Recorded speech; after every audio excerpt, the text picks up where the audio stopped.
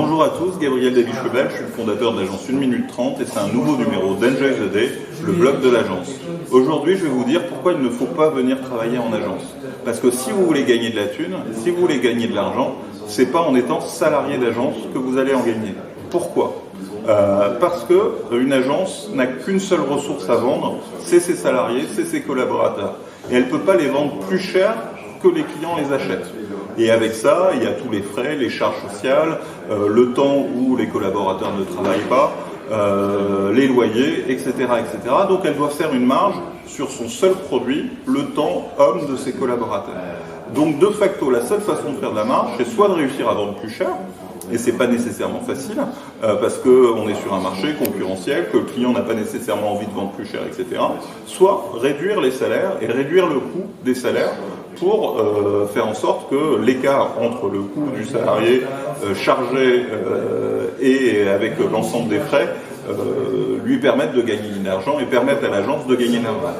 Donc si vous cherchez un job de salarié bien payé, c'est pas chez nous qu'il faut venir, il faut aller chez l'annonceur, parce que chez l'annonceur, le salaire n'est pas le collaborateur et le salarié n'est pas le seul produit qui est vendu par l'annonceur. L'annonceur peut vendre des passes, il s'appelle Barilla ou Panzani, il peut vendre des machines-outils, il peut vendre plein d'autres produits ou services. Et donc le budget marketing, la responsabilité des équipes marketing, des créas, des graphistes et tous ceux qui bossent au marketing est de faire en sorte de plus vendre le produit ou le service de l'annonceur et pas de se vendre soi-même.